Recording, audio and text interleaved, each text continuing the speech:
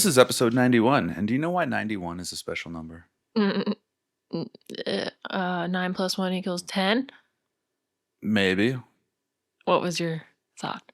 I was born in 91. Oh. This world has been having me around since 1991. Wow. And we're on episode 91. You're a baby. This is a good year. I was like almost a full 90s kid. Well. You were like a full 90s kid. Hey, don't tell people that. Now they know that I'm older than you. We've said that before. That's no secret. You look older than me. Yep. Got less grays and less hair. Shut up. Shut up. More wrinkles, though. Yeah, maybe. Yeah, because you'll catch up one day. That's why I have bangs. You can't see. That's why I have a neck tattoo. You can't tell. Her neck isn't wrinkly. It's just a bunch of squiggly lines. Yep. Drawn on there forever. That's funny. But speaking of 90s kids. Oh? Today's episode, I thought we would talk about... Whoa. Silent mode, please. Okay. Hold on. I thought we would talk about... I guess it's kind of like the change in interpersonal relationships. Okay. Specifically, I was struck by this concept that seems to always come up throughout every like decade within history of like, oh, chivalry is dead. And then also there was this concept of beige flags and red flags and green flags, which have become hugely popular in the online world. Beige flag? I don't know. You're honestly going to have to look that one up for us. I have a guess, and it got me thinking about just the ways that people interact and the expectations we have from each other in both like friendships, or like dating or romantic relationships. And I don't know, maybe even in some professional relationships, because I feel like I deal with that one a lot. But I love how you're like... start on chivalry. I love how you're like, yeah, speaking of 90s, chivalry.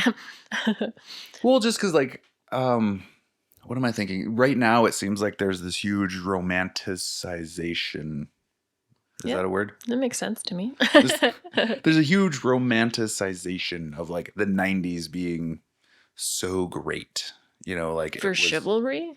For everything. Like the way people behaved, how people dressed, the things that were, you know, like it's coming back. The younger kids think that a lot of 90s things and like maybe even some 80s shit was like really cool stuff. Everyone wants analog again. I'm just thinking in like the camera world, you know, like film shooting is coming back. A lot of those old shows are kind of coming back. People are getting back into them. There's like this, it seems like as a culture, there's this new renewed fascination with the 90s, and it's upheld as like this golden age of humanity. Yeah, you know? Yeah, well, I mean, like the 90s had kick-ass movies. Yeah. And you cannot do it again. And there was only like 3 people in town who did meth. But everybody did cocaine. Yeah, that was the 80s hangover. Yeah, I don't know. So I guess... Well, my question for you is, when do you think chivalry died? Well, Chivalry. Forever ago. I don't know. I don't know. I'd like to like pinpoint when people started to say that. When I never people thought started about it to say before. that. Whenever people stopped holding doors open, or like when men stopped opening the doors for women to the cars and stuff, like I feel like that was a thing where it first started popping off, or the first examples I ever saw. You want to know what's funny? The other night when we went out for a friend's birthday party, or birthday dinner, and we dressed up fancy. And I didn't say this to you, but what I thought was, you didn't open my door. And I was like in a mini skirt, and I'm like, you didn't open my door. Wow. See? That's how chivalry died. Yeah. With a door. It's funny though with the door thing, because like I hold the door open for many strangers. Yeah, but it's the whole thing of like, open the door, put your hand It's out. a romantic gesture. And I get it. Okay. But I guess I don't know what year that started or stopped. I don't know. How are we judging this? I don't know, because like we only know from 90s and beyond, barely. Yeah. But it was dead by the time that we were dating people. It was murdered. It had been hanging in the sun for a fortnight. But it had me thinking, I didn't even know what chivalry meant. Like, I knew these examples we talked about. So when looking it up, actual meaning, it was described as like courteous behavior towards another, specifically, or like not specifically, but usually in reference to a man, like being courteous and looking out for his woman partner, which I say it that way because that's the traditional just the way that that you're saying it could have been like less complicated. Exactly. A man being courteous in to a a woman. romantic way. It's a romantic gesture, basically.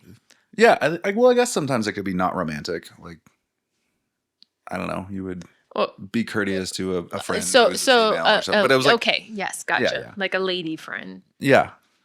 Yeah. Because that's what it specifically is defined as. Yeah, and it could be different these days. We're not going to say anything. But I guess the more modern way, you just strip the gender thing. You just say it's courtesy towards another. I don't know, because I would think that it's probably mostly used courtesy within a relationship, whatever type of relationship. Yeah. I guess that's why we have romantic the word relationship. Because like I just said, I keep doors open for random people, and you can't call that chivalry, or you didn't call it chivalry, right? Because it's not romantic. Identified as a man, and it was someone who identified. Well, we don't do that these days. So chivalry, modern day smarts. Yeah. What's the line between courtesy and chivalry? Yeah, good question. Romance, I guess. Okay. A romantic relationship of some kind. Maybe a situation. Well, no, situationships have no chivalry. It's like, come over, bye. I don't know. They could. This is complicated already. It is very complicated. But my root question is, I guess, going more towards the actions and not necessarily how it's all labeled and what people call themselves. Because I guess I'm trying to discern, has courtesy towards others changed or diminished? In a way. I don't think for everybody.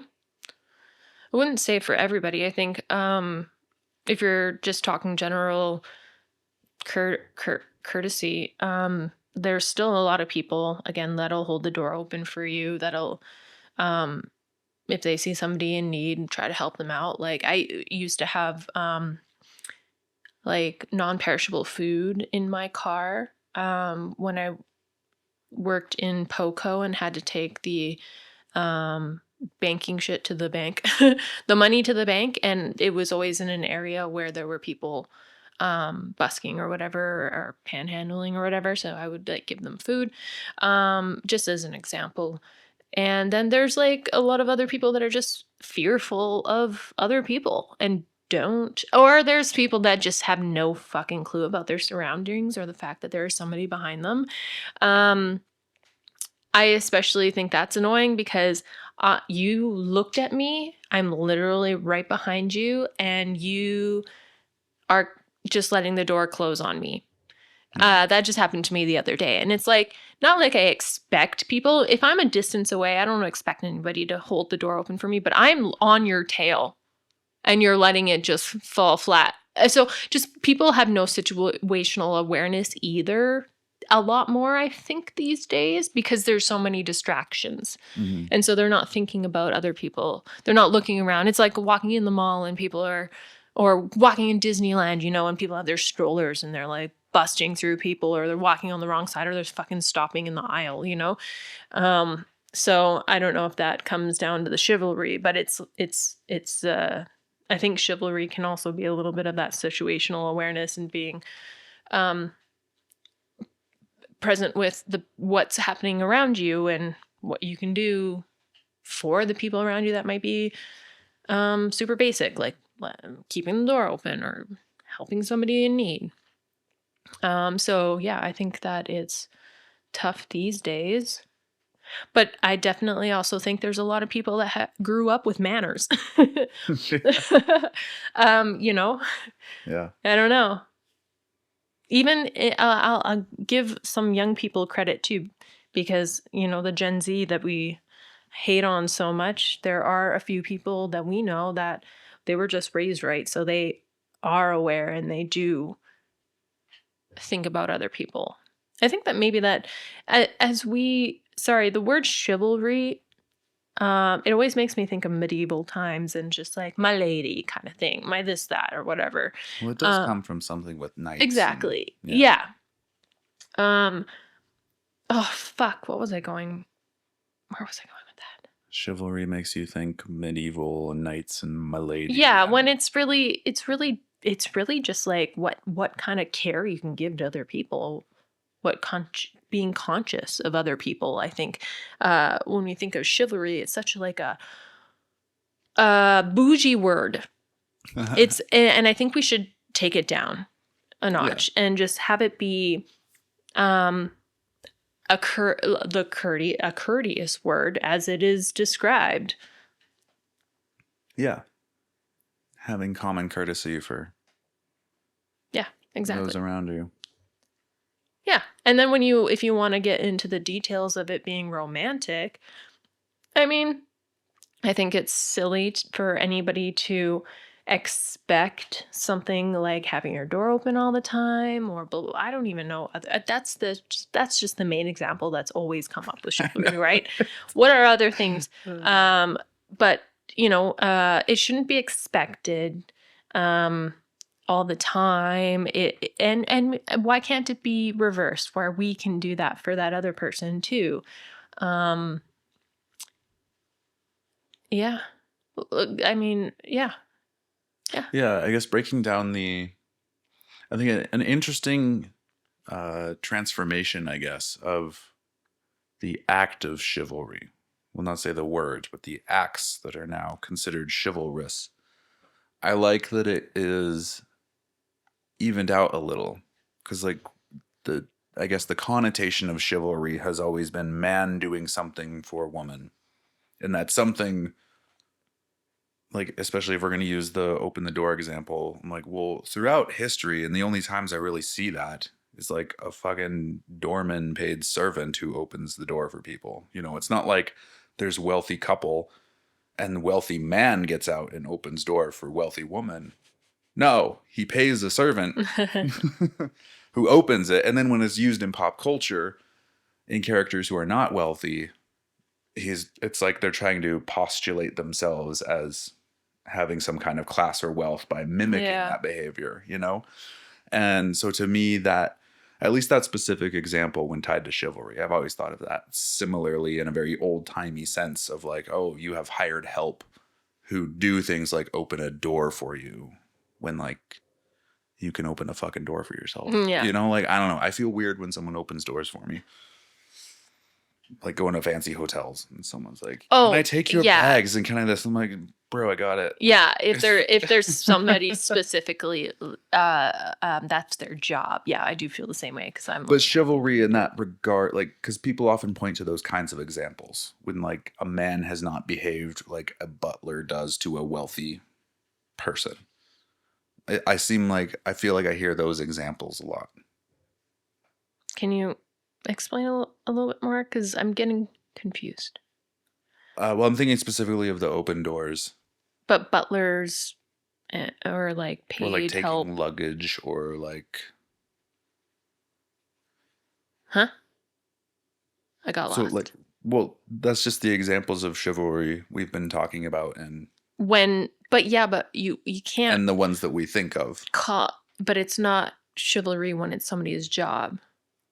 I wouldn't call that. Yeah, okay. That's where I was getting confused. How it has tradition, like, you know, those things that those people do When the are man doesn't open the door for the woman, people go, "Oh, chivalry is dead." And I'm like, they're "Well, like, let me carry your bag. yeah." Yes, okay, but okay, I guess I got And that's confused why when I'm you're talking about saying job related. I've always thought of that word because it's associated with behavior that I've seen mostly performed by Servants. paid help for That's wealthy people. hilarious. Yeah. Actually, when you put that together, but yeah, that's exactly Those are right. the examples people use. You know, or like, I guess the only one that's not is like paying for the dinner or something. I'm like, okay, yeah, the wealthy guy pays for the dinner, but like, who actually puts the dinner together? All the paid help. Like, Yeah. the guy didn't do anything. You know what I mean? It's kind of funny to me how the examples that are brought up of chivalry in that very traditional old timey sense. And I'm going to say old timey now because it sounds even more old timey as we unpack it. Yeah. Well, and then let's bring it up to like housewives and stuff and them doing the cleaning, cooking, all that stuff. Is that considered chivalrous or is that just duty? Yeah. Hey, there you go. What a double standard that I never realized now. But if you're thinking about it way back then, like those people, man or woman, weren't doing either of those things, any of those things. Unless you're poor, but then it's not chivalry. It's just I'm thinking we like just have to do it. 50s, like when the middle But then, class yes, kind of came yeah, together and then we do the this women were staying home and doing the tasks. Yeah, and then we come to the what I was talking about is like back in like A Knight's Tale kind of Yeah. world is where like neither of those people are doing any of those things. They Yeah. have other people to do them, right? But only the wealthy ones, Exactly what I'm saying. which was a small yeah, fraction of the population. yeah, and then we come to, and then those women are what? That's wild. Yeah. It's not considered Because I guess what I heard you saying there is the housewife, the woman who stays home and looks after the house, ensures that everything is cleaned and tidied, the kids are happy, and that the meals are made, and that everyone is well looked after. That is an act of chivalry, of courtesy.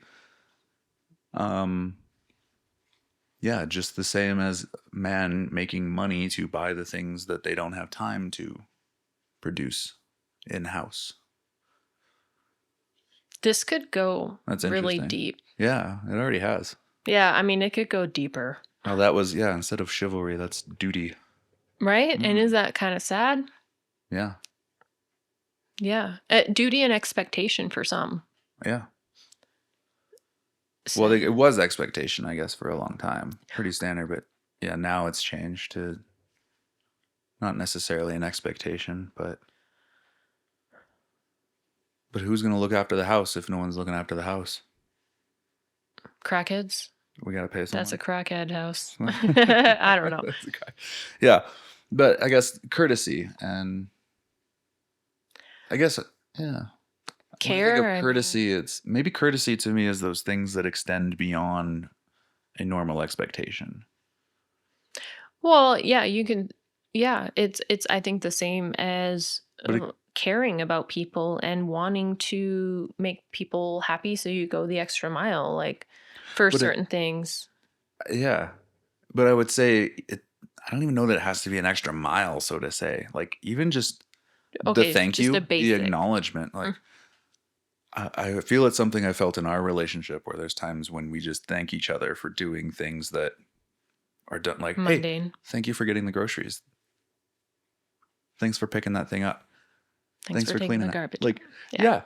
And it's not something we're saying to earn points or point anything out. It's just a genuine, I appreciate that you helped out, and did that thing. Here's a trick. I notice and appreciate. I have two things to say. So in my past relationship, my mom, when we first started dating, my mom had told me, hey, if you do the dishes all the time,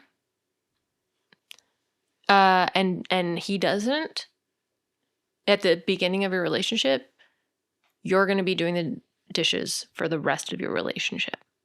Yeah, that makes sense. And at that time, I was like, it's fine. It's my blah, blah, blah. It's what I do because he's going to school. Whatever, you know what I mean? That makes so much sense now. Because it's like, it's a conditioning type of thing. It's like, I've never had to do it because someone else is always doing it. So when it comes time for when I see the dishes in the sink or on the counter, I don't have to do it because someone's going to get it done. I learned that late.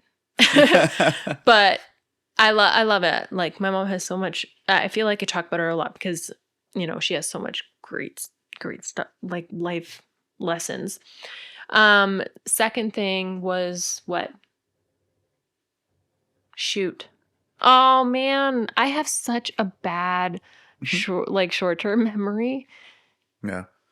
I can jump in for a sec then, and maybe it'll help jog you back. Yeah, Because a thing that I like, as you bring that up, and it's like, if I do this thing, then I'm stuck doing that thing. To me, that it starts to separate you more than it brings you together. 100%, You know, yeah. because now no longer is this household our responsibility. It's like, no, like, this part of the house is my responsibility. That part of the house is yours. And I'm like, and now as soon as you start introducing more this and that's, it's no longer ours. Yeah. Yeah. So I can I agree with that, but I also understand that there are some things that one person will always do over the other. Yeah. But when it comes to like, so you always clean the cat water. I've never once done it. I don't want to do it now. But it's something that doesn't have to be done all the time. It's Yeah. something that gets done like once a month or whatever. And yeah, or whatever, little stuff like that. So I understand that. But when it comes to being like splitting the house in half kind of thing, yeah. Well, like we both use dishes. Yeah. We both blah blah blah. So we both use the toilet. We should both clean it every once in a while. Yeah. What I was gonna say with the whole the thank you thing when somebody does something,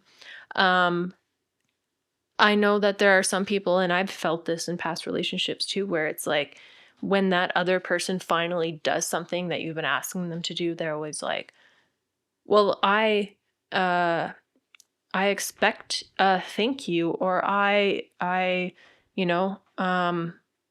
supposed to have this because I did something for you or whatever." And with us, I never feel like that. It's just like it's a give and take, and it's, yeah, all that appreciation. I lost it again, but it was something like that. Yeah. And like, I think the thank yous to me, it's less about something you're earning for having done something, and it's more just a recognition of each other, seeing each other and constantly acknowledging that we're doing this together. Yeah, 100%. We're looking after life together. We're making sure that all our needs are met, and we're seeing that. Yeah. And I I like think, that. yeah, for me, having, lived alone for like all of my 20s, like, I guess it feels more impactful, because I remember the first time, God, like the first month living on my own, coming home every day and looking at a pile of dishes and being like, no one else is going to do this. Like, Yeah. you'd see something fucked up in the house, something's dirty, something's broke. I'm like, well, no one else is going to fix this. Yeah. And it's opposite for me because it's like that's what I always had to do myself. And then now having you, it's like we used to fight over who's doing the dishes because we both wanted to do them. So yeah, I think that's the definition of a partnership though. Yeah. And it's a simple recognition. I think I'd used this example a long time ago in a professional sense too, of the first time I worked with this pretty well-known prop master in Vancouver, and people had a lot of scary stories about him. I don't know, and maybe he had changed by the time I finally worked for him, but the thing that felt so different was every time you did something that he asked you to do, he said, "Thank you." Even though it's something trivial, he's like, "Thank you for doing your job," which felt kind of silly because it's a world where nobody thanks you for doing your job. But I always remember and appreciate that about him. And he'd be the first person I would say yes to if he'd, would call me for any job. 'Cause I'm like, yeah, you see and appreciate what your crew is doing for you. And that's huge in a world where so many people don't. Yeah. So back to the whole chivalry thing. So do you think what do you think about it nowadays? Like it being dead, resurrecting? I don't know. Mm, I don't know that it's. I don't know that it's dead. I just think that that kind of courtesy towards another person is always in rare and short supply. Maybe it's less so now because we're kind of sold that, everyone should be doing these things for you. I'm just thinking of the rise of like courier services and like I'm thinking of like Uber and Uber Eats and delivery and how it's so much more affordable now to have people come do like any task that you need done. You can kind of pay someone to come do anything that you need done. And I think people, what's the word here? I think they've fallen into that trap where they think just because I paid you to do something, I don't have to be any way Yeah. with you. Like, Yeah. I You're not a paid you to person. do the thing. Fuck you, do the thing. Which I don't know, I guess I've never understood. Mm. Because I'm like, the money isn't to like buy you off. I'm like, the money is just the money, Yep. right? Like, just because I pay you to do something doesn't mean I don't have to be courteous or Yeah. anything. Like, yeah, I don't have to be your friend, but like, I don't have to be Be kind rude human or being. like, Yeah. thank you. Now, granted, if you fuck something up, there's an issue, but like, I still don't have to be a dick about that either. Yeah. It's like, I don't know. I just don't understand that kind of behavior, which I think has kind of muddied the waters a little because we just pay for so many more things to be done for us than Yeah. probably ever before. Oh yeah. 100%.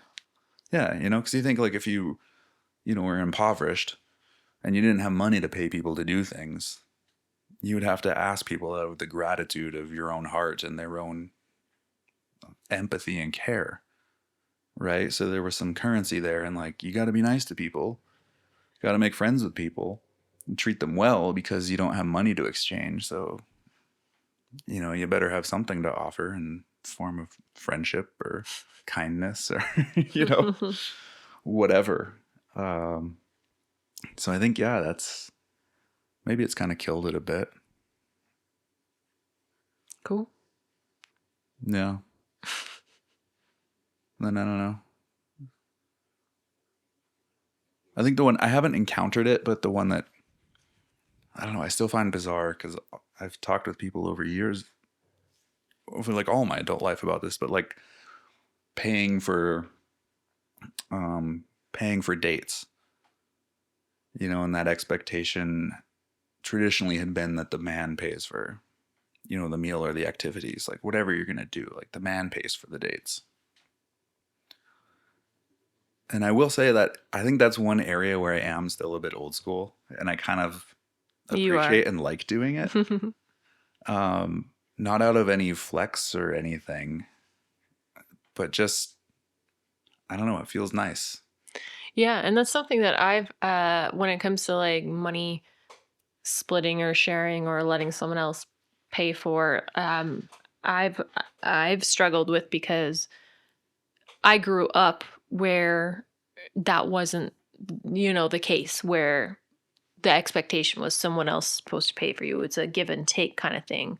And I'm always willing to pay for me and my friends or like splitting the bill or whatever. And like, um, yeah, it kind of makes me feel weird in a ways where I'm like, let's just split it. It's all good. Like, I mean, I have money and we can do it. You don't have to. That's fine. I like to treat my friends too, and I like to treat you. You treat me a lot more lately, but and then I've finally gotten to that point where I'm like, okay, you can do it. It's fine. You can do it. It's all coming out of sort of the same pool as you say all the time, and I'm just like, Yeah. but still, I should be able to every once in a while. Yeah. Yeah. And I felt it the same in the business world. I forget. It might have been John Poser who had first told this to me, but it was like whoever calls the meeting pays for the meeting. It was like the general rule of thumb. So if I ask for a meeting with somebody and they agree to it and I say, okay, yeah, we'll go have lunch over here on this day, then it's implied that I'm paying. No, that makes sense. Yeah. Which I've liked. But it feels like there's, I don't know, maybe that's lost in this world of everyone expected to pay for their own shit. And part of me, I don't know, I dislike it in the same way that I dislike like coffee snobs or beer snobs. Where it feels like we could have a fun meeting. It could be an enjoyable lunch, it could be an enjoyable dinner, an enjoyable coffee meetup, whatever the meeting's going to be. But you're not going to take it because either you can't afford the meeting or like you can't afford to pay for your meal or like you don't like that coffee shop or you don't like that brewery or what, like, yeah, it always feels like you're refusing the meeting because of something else instead of just having the meeting and not worrying about it, or that maybe, oh, if I take this meeting and they pay for that meal for me, then there's this expectation that I have to. And I'm like, no, isn't it so much easier if someone invites you out and cool, okay. The worst thing that happens is I get a free meal. Like 100%. I kind of like that. I don't know. It's weird. Yeah. But enjoyable. I don't know. Is that a red flag? This leads us into the other what part of the chat. Wanting to pay for stuff all the time. Well, I wouldn't call that a red flag. I can't even call that a beige flag because apparently, you want to know what a beige flag means? Mm-hmm. A quirky, odd, or eccentric trait. Oh. That is neither a red flag nor a green flag. Okay. Harmless behaviors that are unique and individual. So not what I was thinking. So is this like my love for listening to the air traffic control on the radio? I mean, is that a what is that a beige flag? Who's that a beige flag for? I don't know. That's like I don't know how to relate a beige flag because to me a red flag and a green flag are obvious. A red flag is something bad, a green flag is something good. Yeah. A beige flag, when you define it that way, I'm like, well, I'm not going to look at you and be like, yeah. I never thought about that, but I guess it could be, but I never thought about it myself. I'm like, oh yeah, his beige flag is listening to the walkie-talkie of the planes coming in to tell me if my friend missed her flight or is on the way almost. I never thought about that, but I guess you're right. That is a beige flag. You told me this flight is late. It'll be here soon. That's why I haven't heard from her yet. You are weird. Yeah, but to me it's like it's all that shit that is neither the red or the green. Yeah, right? So it's just a trait. I don't get it. Yeah, I guess it's a dumb thing for anybody to be using. Yeah. I hate, again, let's go back to the fucking what we talked about the other day and how pissed off I got about how annoying these definitions or like these new Gen Z words are. Beige flag goes there for me. Anyway. Yeah. That is funny. Yeah, the beige is weird. Yeah, let's just not talk about it. Let's just agree that it's weird. Red flags. What about? Should we go down some red flags? Like, what have been some red...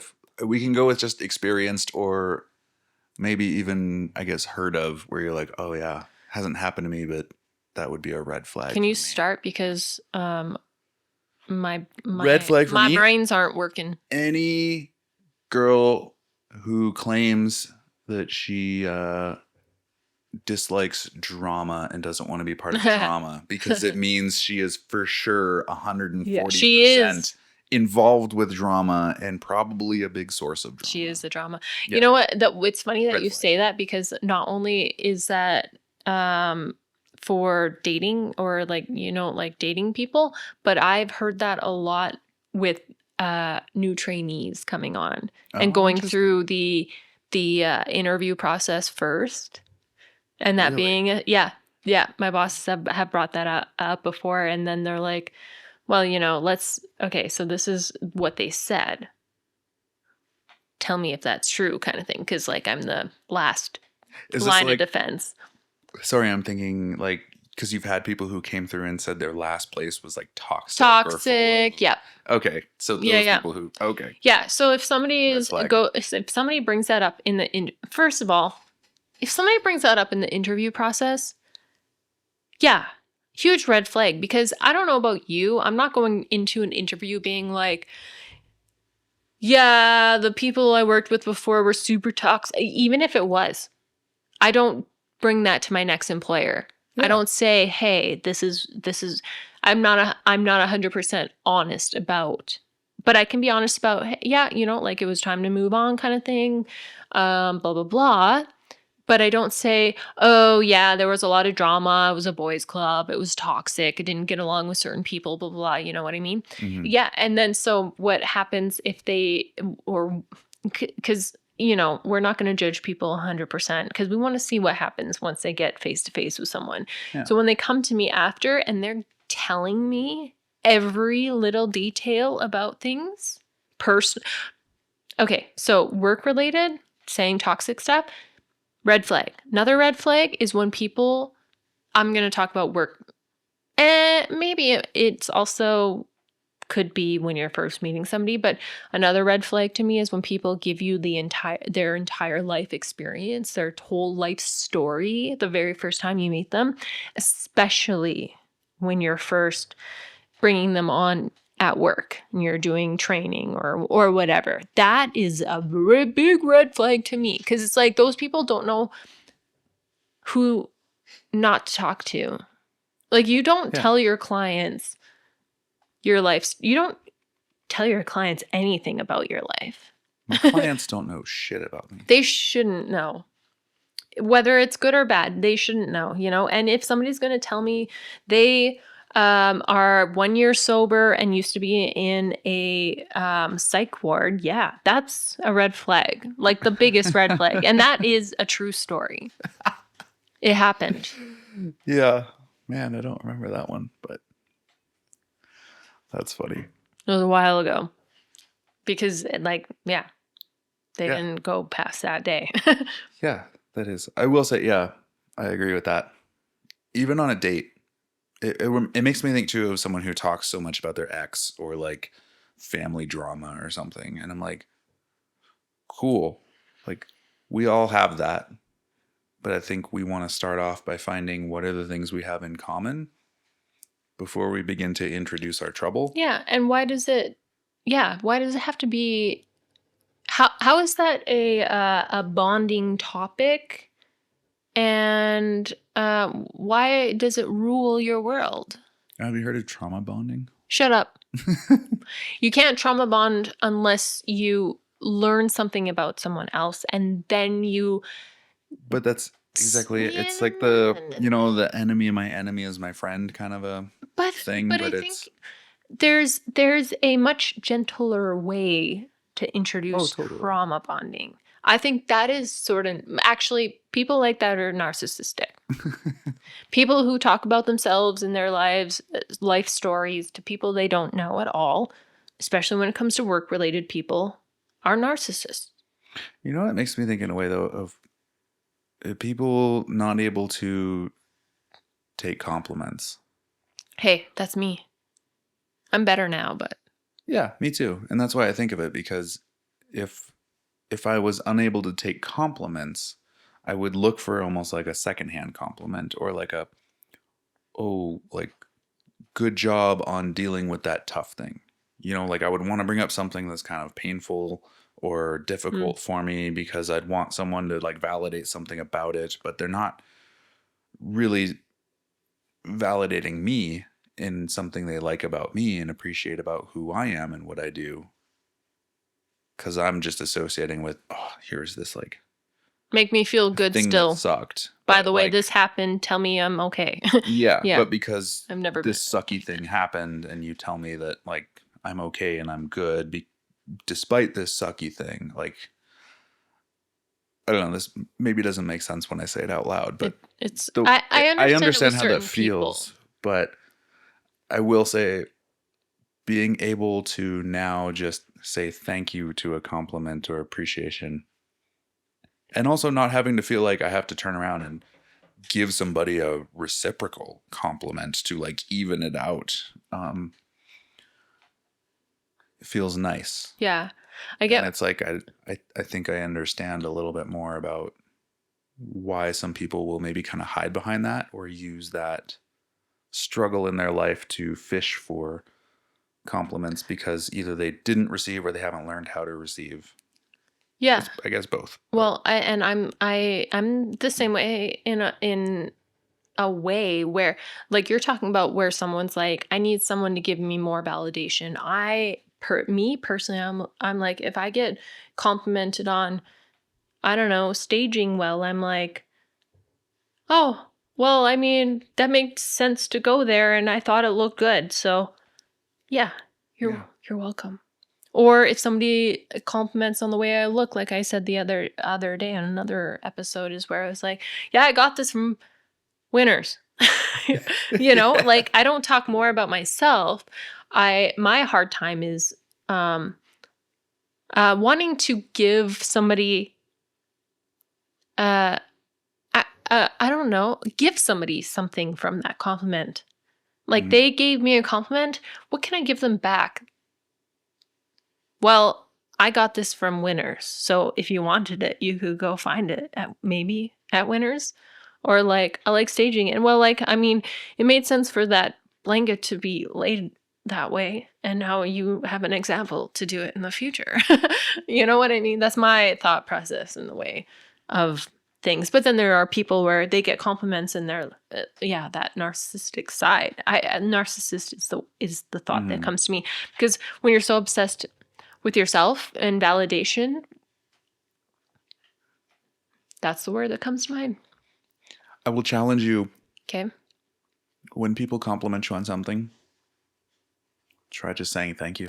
Well, of course. No, this has taken and I don't do it all the time. Yeah. It's not like this is a personal challenge from me to you. No, but I've been challenging myself to do that for years. And I don't, so it's not every time I get a compliment that I explain it. Yeah. But there are every once in a while that I do. And yeah. Mm-hmm. So I've come a long way. You've only known me for almost 5 years. So I've come a long way. I believe it. Me too. But I'm just challenging you. Okay. Yeah. Because also those people just, I don't know, they want to give you a compliment. Yeah. Yeah. So receiving it is also giving them something by just receiving it. I know, it's so silly. Sometimes we give people compliments and they go completely unignored or unappreciated. Yeah. So to give a compliment and have it be appreciated, that also stands out a lot. I don't know. It's just a weird thing. And I'd rather be like that than the opposite. So yeah. But I know, but it'll work with you because I know my worth now than I have ever before, so it is easier to just say thank you and stop talking. But every once in a while, I don't know, when you meet somebody new and it's like, oh my God, this person's giving me attention. It sometimes just happens. It slips where I'm like, yeah, well, you can find it here. You know what I mean? Yeah. I know. And I did the same thing, like when we were at a dinner the other night and people, we dressed up and people were like, oh, you look nice. I'm like, thanks. Got it at the Goodwill. Fuck. So I'm not perfect at it. I'm not talking from any place of perfection. I'm just throwing it out there as a challenge because I struggle with it too. But the times when I am just wholly and respectfully and appreciatively and gratefully like thanking somebody for their compliment Yeah. without saying anything else, So it goes really well. I don't know. They feel great. I feel great. It's Do you awesome. do this too when you end it with a thank you? I like my voice goes high pitched and I do like a thank you, like a thank you, oh, thank you. I don't know. Thank you. You know, I guess I'm just like just shy. And Yeah. and I don't know. For a long time, I never felt like I deserved a lot, and so compliments had always been hard. And still, it's just like also hearing from somebody that maybe you admire too, and they're like, "Whoa," and I'm like, "Thank you." Mm-hmm. Yeah. I think for me personally, being so self-aware is a really can be damning in a way. Like it can be a Totally. hard thing to deal with because everything you do, you are aware of, and everything you say, you're aware of. So, like everything that is pointed out about you, you're aware Mm-hmm. Yeah. I struggle with that. I remember I had a counselor one time who told me, she's like, you have like an astounding amount of self-awareness. And I took it as a compliment at the time. And nowadays I'm like, I don't know if she necessarily meant that as like a huge compliment. Like, I think she was just pointing out something that can work for me and of. against Yeah, me I in a think that's huge amount. exactly Like, it. it wasn't necessarily a compliment, but it was pointing something out that maybe I was experiencing a lot without really noticing and acknowledging. Yeah. I think I think it's scary. Like it scares me a lot of the times being so super self-aware.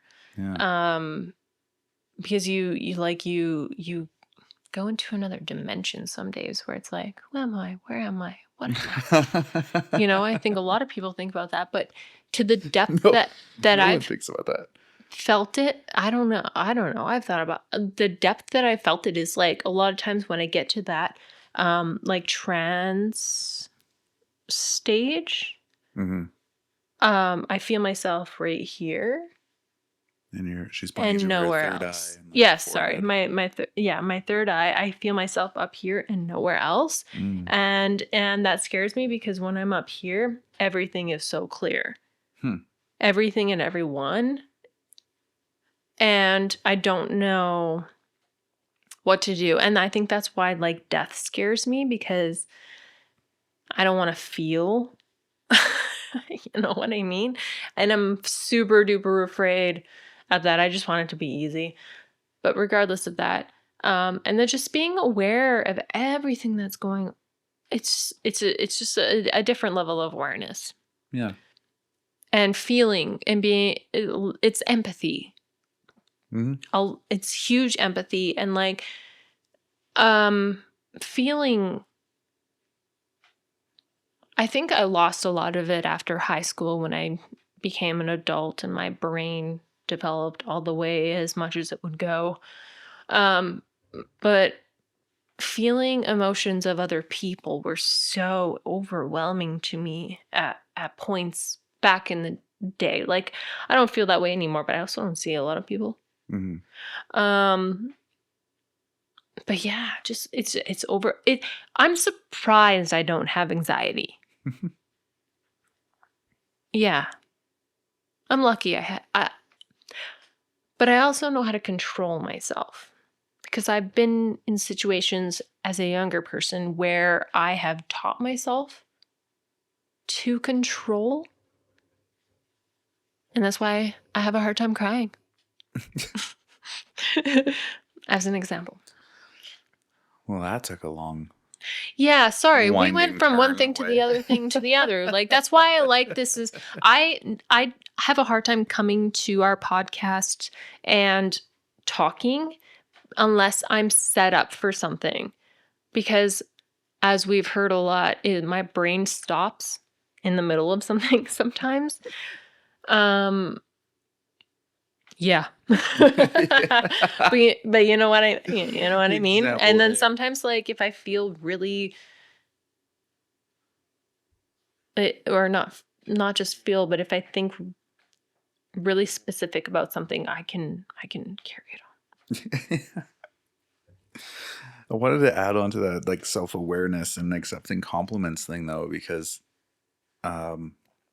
within my household, I was super into my music growing up, and I was the only one in my house who, like, played an instrument and tried to master anything. And I would constantly be showing off to my parents or brother or something, like, oh, check out this, I learned how to play this thing from this song, or look at this thing that I learned. And it was like, Bad? no, it was Oh, good. okay. Like, I would do good, right? Yeah. Probably not the greatest, like I'm a high schooler. You know, playing but you guitar, did, yeah. But like, it was good, and I was excited to show it off. And then, inevitably, people would thank you, or we did some of the like talent shows where I'd play in front of crowds, and then people come up and they're like, oh my god, you guys were so good, that was so cool, and blah blah blah. And I don't mean it as a way to blow myself up here, but I think the thing I always thought of when I would receive those compliments are the like hours and days of practice that I did before I ever showed anybody. Yeah. Or like even for the performances that we would do. So this paid off. Like but there'd be like months, where we're practicing every week or something, and then, on our own practicing, like every fucking afternoon, going home and practicing your piece and getting it right and meeting up for this makes sense for you and stuff before. And like, I guess, and even within my photo and video work, I feel the same way. Where this makes sense for you. Yeah. You don't see all the like years that have gone into being able to do what I just did. Yeah. And I guess that's where my head always goes when people say that. They're like, oh my God, you're so good. It reminds me of that meme when people say, like, your camera takes such great pictures. And then there's like, it's this Instagram reel trend that I've loved as a camera person, because then it cuts to like a camera sitting on a chair and like the person's looking at it, waiting for the camera to take a picture and stuff, like, yeah, sorry, that was a side tangent, but yeah, we don't always see the amount of work, the practice, the time that has gone into making something happen. So to me, I guess when that compliment is given, I'm like, well, you could do this too if you spent 10 years holding the camera going, Yeah. To me, it's kind of like silly, like, why wouldn't you? But I don't know, other people are focused on other things. They don't want to spend 10 years behind a camera. So yeah, I think people kind of just want things to come to them effortlessly, but you have definitely worked fucking hard for those compliments, dude. Like, but I would say it's the same as like, I find a good accountant and I'm like, well, no wonder they're good. They've been doing it for 20 years and they know the ins and outs. But the world don't think that we know more. I do. Oh my God. The kids are like, fucking love those accountants. I am the best dancer ever because I did a TikTok. Yeah, you know what I mean? That's all I'm saying. But yes, you were an accountant, you work really hard. I would talk to you. I don't need to hire camera people. I need to hire an accountant. Yeah. No, really, sorry. We have a good accountant, but I just use that as an example of like, anyone who does anything, lawyers, accountants. I'm still on the books about CEOs. I don't know what the fuck those people do, but make money. Sure. I don't know. Yeah, either. But I just mean anyone who's really good at their craft, and those who are going to buy from you and who need your service. I guess I just use like accountants and bookkeepers because that's one thing that I have zero interest in, but it's incredibly relevant to me as a self-employed person. So I'm always on the lookout for somebody who's good at that. And always hoping that whoever I've hired who is good doesn't quit or resign. Um. Yeah, sorry, I forgot where I was going with that. We should stop that then. Okay. I have another red flag. Woo! And this is related to work. Well, this is within the work that I've been doing for the last almost 4 years is that like I do a lot of training in my field, and this is fucking annoying for all of us. When somebody applies for a job, goes through the interview process, is about to be scheduled to work for training, and then they ghost. No reply or anything. And you know what? It is not just young people, it is veterans as well. And I'm pissed off about that because you should know better as an older person, not like it's just, let's come back to chivalry. It's courtesy to just say, you know what, this is what happened. This is what I'm blah, blah, blah, blah, you know? Like, just give some fucking words. You don't owe anybody anything besides just, hey, I found another job. Thanks anyways. Mm-hmm. Sorry, I laugh because And this is very fresh. It is. And also, we have never experienced it in our dating history. Have you? A ghosting like that? A ghosting. Have you been ghosted before in dating?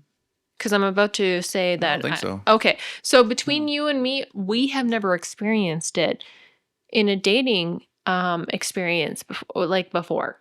Yeah. I've only experienced it with work. I will say, though, one time when we first moved here, before I started shooting for Peach Panic more, Corey Gale and I were supposed to meet up for coffee at Some Good News Coffee in Inglewood. And we had the date, we had the time. It was all agreed to on text messages. And I went down there and I order my coffee and I sit and I wait and I sit and I wait. No. And I sit and I wait. And I sit and I wait. And I sit and I wait. And I text Corey and I go, hey, where are you? And there's nothing. No, Corey! And there was nothing. And then I finished my coffee and I was like, well, I'm going to go home now because I've been like sitting here for an hour and a half. Yeah. And then he texted me later. I guess he was sick or hungover. I don't know which. Well, you know, but that's the a closest great I've been relationship now. Yeah, no. But yeah. I will shit on Corey for a second just because I love Corey. You can. Yeah. He wants you to shit on him. He's the type of guy. He is the type of guy who is like, yeah, shit on me. Yeah. Probably more disgusting truth than that then. Oh my God. We care. But anyways, yeah. So but yes, Corey's great. I don't mean to shit on Corey, but just to say that's I think the closest I've been to being like ghosted. Yeah, and I wasn't personally ghosted, but I was also like, you know, I get prepared for trainees, and I, you know, I have certain expectations when I hear the type of person they are, and then it's like, also just fucking shitty of people to do. And then I have friends who are single and are trying to meet people, and they get I just don't get it. Yeah. Chivalry is dead. There is no courtesy here. No courtesy. What the fuck? That's what does chivalry it matter if you can just say, hey, not interested? Isn't that what the whole swipe left, swipe right is all about? Sorry, if you swipe right and then you change your mind, why don't you fucking say so? Does it matter? That person is going to be like, oh, boo-hoo. No, doesn't fucking matter in the long run. What matters is how we treat each other. And if you're treating each other like that, goddamn, I'm so happy I'm in a relationship. I would kill people. Sorry, that's what chivalry has devolved into. It's just the common courtesy to text back. Don't ghost. Yeah. Yeah. It's funny because it reminds me of like the one time I ever had a Tinder date. Sorry, it's funny. It wasn't dirty. This was I wasn't thinking it was dirty. I was just laughing of you being on Tinder?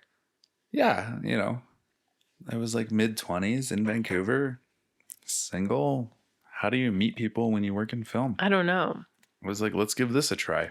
It was new. All But good. Keep going. again, well, first red flag was she said she hated drama. So I was like, ooh, should Why not would have she gone on even this have date. to say that first talking to you? I Why don't is even that remember. something that comes up that is I don't remember. relevant? But I remember reading it and feeling like, that's a weird thing to say. Anyways, you want to meet up at the art museum? Oh, yeah. Tell the story. Yeah.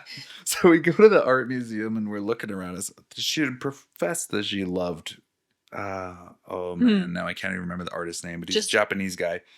Art. Did like one of Kanye's album covers and stuff. God. I don't know, it was a big name, right? It was a Cool. big deal. I just say it because she professed to like, oh, I so want to go to this. We go there and like the whole time she's just like not even looking at any of the art. And I'm like, bitch, look at the fucking art. It's fantastic. Anyhows, it was a decent time. I was like, cool.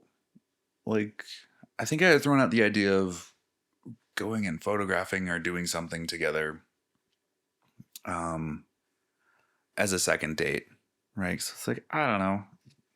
Like, it wasn't a horrible date.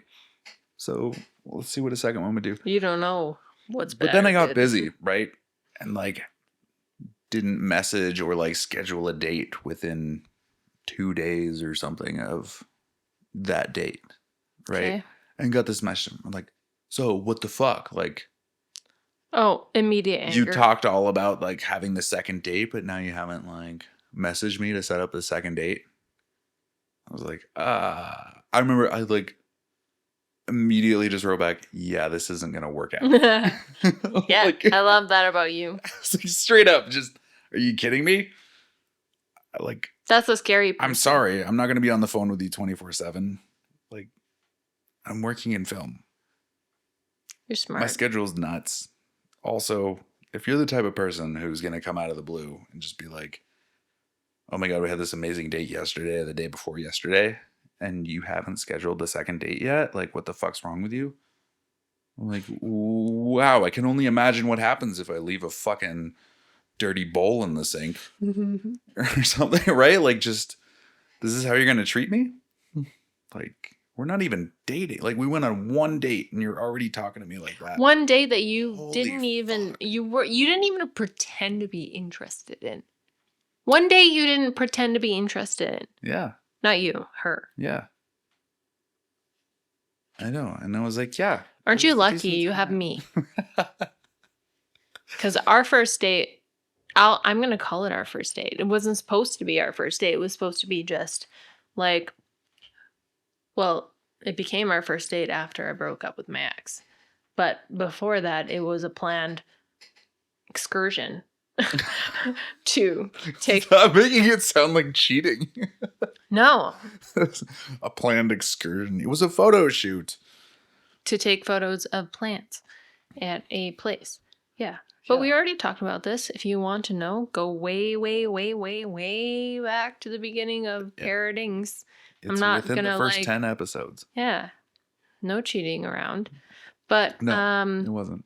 But I will say that was something I was always looking for a partner. Maybe we want to swap to a green flag for a second. Like, I wanted somebody that I could share a love of photography with. You know, and that was why even with that girl, I was like, hey, like, something I love doing is going out and taking photos. Well, she didn't know how to do anything or use a camera, but I was like, hey, do you want to learn? That could be a fun other date. We'll just nah, like, she sounds like a chick that just wants her photo taken. Oh. Yeah, well, I wasn't even offering that. I was like, let's go, just I'll show you how to use a camera. We'll take photos on a photo walk. I thought it'd be fun, like one of those learning moments. I'll teach you something. But then she was like, bitch, you didn't fucking schedule this. You don't like me. Like, anyways, Jesus. Yeah, you... So green flag is like, you like taking photos. Yeah, so even though I knew the basics, I forget every time I pick up a camera, like what the fuck this does and that does. And you were able to help me, and we took some really good photos, like of a lot of flowers and some plants, some cute stuff.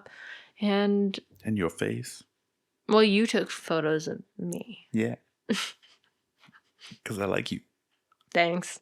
I like your face. Thanks. You see? Yeah. I Good did job. it. All right. So to like wind this down and talk about Well, we haven't talked is about green flags, green flags. which is something new. On Instagram, there's this dude. You've probably seen him. He, what do you call it when you do a side by side with a video that's already been done? Like a reaction? A reaction, yeah. Oh, so a reaction video where this dude like waves a big ass red flag around and is like running around. You've seen that guy? No. I want to see You this. have. I I don't think I swear you have. Okay, so there's this dude that will react to videos of people posting with like running in a field with a giant red flag or a giant green flag. It's mostly red flags and it's fucking hilarious. But yeah, like what are some green flags you want to talk about before we like sign off here? Some green flags. In anything. I guess people who have more appreciation and gratitude for things. So what like I don't I guess okay, here. I'll put this in a weird way that can sound kind of red flaggy, but to me it's a bit of a green flag is people who have very strong opinions about things. I agree. Because even if I don't agree with your opinion, I really appreciate that you have a point of view, you have a perspective, or you have something that you like and appreciate. I guess the red flag version of that is when it's steeped in like a hatred or a dislike. But when you have a green flag, when you really appreciate something. So for me, like I really love loud, sort of like punk and blues, rock and roll. So if I meet someone who's also like, dude, I fucking love loud ass distorted guitars and big loud music like that. Like, fucking green flag, you know, or even like the pop punk kind of shit. Yeah, or you have some kind of a weird practice that like even for you with your puzzles. Like I fucking hate puzzles personally, right? So like I wholly disagree with that opinion. Not something I would ever agree with. I'm like, the puzzle is the last thing I want to do, but you love it. Green flag. Like, because it doesn't cause me any harm, right? I'm like, that doesn't matter to me. Whether you like or dislike, whether I like or dislike a puzzle, that has zero bearing on me. Maybe my green flag is that I ask if you want to be included in my puzzle. But also hoping you say no because you won't do it right anyway. Yeah. Yeah, 100%. But I love people who have just interests and opinions. I think what you're trying to say is just honesty from people is where they can have a totally different opinion from you, but they can say it and have an open mind with what you're saying as well. Yeah. It doesn't have to be all on par, you know, like that shouldn't be how life is anyways. Like a life should be full of debate without that negativity and I'm right, you're wrong kind of thing. We should be able to talk about stuff without it getting so intense. 100%. And I think part of that comes from growing up and like my dad and his best friend are wildly different people. And yet they're incredibly good friends and they can have wildly different viewpoints on every single thing under the sun. But there's so much they have in common that negates any of that. Yeah. You know, and the things that they disagree on are not like, man, what would I say? Like, yeah, they're not things that really directly impact the relationship. You know, it's just opinions and thoughts on like, I don't know, politics or how people should be, or like, is it better to live here or there, or should you work here or there? I don't like. It's all just superfluous. Exactly. I think nonsense. It's just like that common debate and just being able to be honest with conversation and not judge other people for it. It shouldn't matter. Yeah. It shouldn't matter. So And maybe unless on you're that, like die hard, where like I hate you because your decision is this, and then that's a red flag. yeah. And on that, like the ability to poke fun at each other. 'Cause Yeah. I think that was something I grew up around with my parents and their friends, is they could poke fun at the things that they disagreed on, both in terms of giving and receiving it. You know, you would laugh. Someone makes a joke about whatever you think about something. You're like, ha, good one. You know, and like genuinely, it's not like a debate. I don't know. I guess too much of culture now has become like these showmanship debates of having to one up and like dunk on one another. And I'm Yeah. like, that's was never the point. The Yeah. point was to like poke fun at our what would I call it? I don't know, just make fun of our differences in a lighthearted way and recognize our shared humanity. Yeah. You And know, I that think it also comes back to just honesty, because my best relationships are based, my relationships mostly are based on honesty. Because, like, if I can't be honest with you, good or bad, like, I don't really want anything to do with you because I don't know what to do with you. yeah. Right? You're like And walking on eggshells. yeah, like it's just too hard. I just completely get silent, and I don't like that because that's not how relationships are. There, it's a give and take conversation, give and take. And what I really love about some people in my life is that I can be honest, and they can tell me if that upsets them or not, and then we can move on. Mm-hmm. Yeah. Another green flag for me is the ability to, um, like, I guess, take responsibility and solve problems. Like, it shows to me that you're a fully formed Are you talking about me? human being. Yeah. Okay. Except when it comes to car problems. I don't like cars. I only use it because I have to. Yeah. Me too. So there are some hard lines for me. Mm-hmm. A car is one of them because I fucking hate them. I don't want anything to do unless I have to drive it. I won't fill my own coolant. I don't know anything else. Fix it. Someone else fix it. Yeah. I hate them Mm-hmm. so much. But thank you for everything else. Yeah. They're tricky. But I think to me, it comes back to that same issue of like,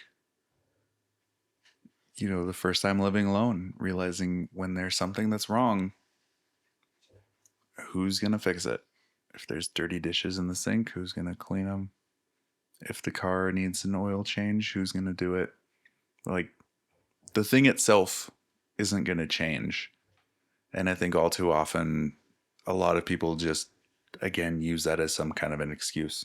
Similar to me of the like, I don't like that coffee place or that brewery or whatever. And I'm like, well, Then yeah, give another give me somewhere else to go then.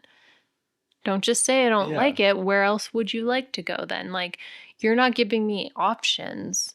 But I look at the car trouble as the same, you know, because I also get extremely annoyed when there's car issues, and there's a limited amount that I'm capable of doing.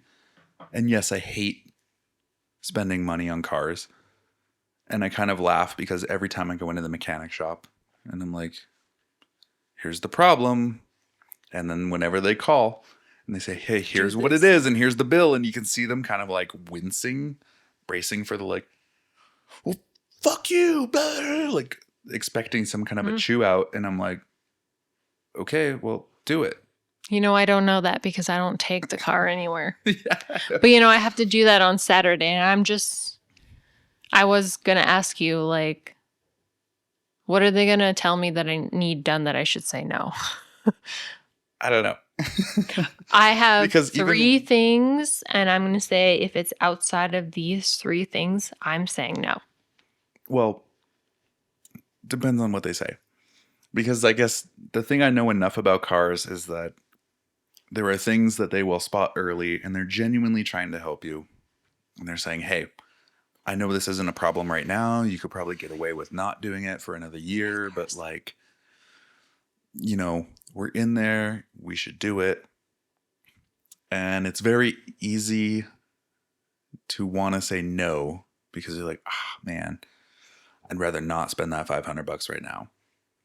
But at the same time, how likely am I to call and book that thing while it's not a problem? What, when it is a problem? Versus if I wait and it becomes a bigger problem because I forgot about it. Damn. And you know what? This is why I wish you were free that day that I have to bring this stupid car in. Because I was saying earlier, we have certain responsibilities within the house, and most of it is actually we partner on everything. However, when it comes to the fucking car, I hate it.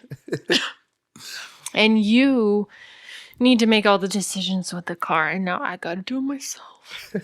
No, they can call me. No. But I just mean it's one of those things where I guess I've had this different approach because it was something that was shown to me through my dad of like if they're in there and they're solving a problem that could become a really big problem later. Yeah, I just don't know what the problem is. Totally. But so many people just, I guess, only look at the dollar amount and they say, well, I can't spend $500 on that. Or I'm not gonna. It was only this is the problem. That's not a problem. The car still drives, so I'm not gonna do it. Versus, like, I can't always do a lot of those repairs myself that they're talking about, but I can understand how the car functions. You know and what? So I recognize, yeah, that's going to be a really big problem later. And also, I guess more so living in Alberta now, I always feel a problem. Well, it's a problem, but also everything's very remote. Like once you get outside of Calgary or Edmonton, like going between places, it's hours and hours of like nothing. And especially when it comes into wintertime here, where temperatures can drop to minus 20s, minus 30s. I'm like, if I ever got stuck in minus 20 or minus 30 degree weather because of an issue I could have solved for $500 2 weeks ago, I would be so mad at myself. And it would cost me 4 times more than it. You know what it is it's when you're conditioned. When you go for an oil change, they're like, you should do this, this, and this, when really you shouldn't have to do this, this, and this. What? Sometimes.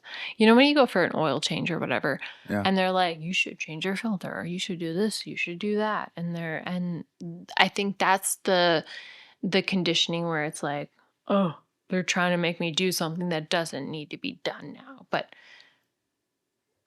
I know what I have to do over the weekend is something that needs to be done. And I'm just annoyed because I just hate cars. Yeah. And it sucks. But the way I try to always bring that back to myself is that, or I guess bring the gratitude back, is by saying this vehicle allows me to go to job sites, to do the thing that I do, to earn income. And if I didn't have that vehicle, I would maybe not be able to go there, or it would cost me more to have to go there than having this vehicle. So I'm going to pay it. Yeah, that's a really good thought process for you. I've never thought that way. Yeah. Because are you going to challenge me now to be thank you? To say thank you? No. Fix my car. Thank you. Do everything. Thank you. Anyway. No, but I guess that's how I've started to bring it back because, like I buy I know. used I'm just vehicles that being have issues, and so many bitchy. people won't do that because they're like, well, you're gonna have to pay for all these repairs. I go, well, even if you buy a new vehicle, you're gonna have to pay for repairs. I'll do Like, it. I'm just gonna be mad about it. yeah, sure, do it. Be mad. But I guess the point to me is always, I'm trying to always focus on what does this expenditure give me in return. So to me, spending money on the vehicle to make repairs and to keep it in good working order, it allows me to continue to go around and do the thing I love, which is taking photographs and capturing video for people. So it's like, yeah, the dollars kind of suck, but like, I don't know. I don't have the ability, the space, and the tools and knowledge to do it myself. So I'm at the mercy of I a shop. never expect you to have to fix it. No, it's not something you expect, but I just mean to me, I'm like, what would I rather do? Would I rather sit around for like a week on YouTube trying to learn how to do it and running back and forth to a shop and like fuck around? Or do I pay this guy $1,000 and the problem solved in one day and I can get back to just doing my work? Yeah. Great. Okay. And on that great note, we're going to end. Thanks for listening. Bye-bye.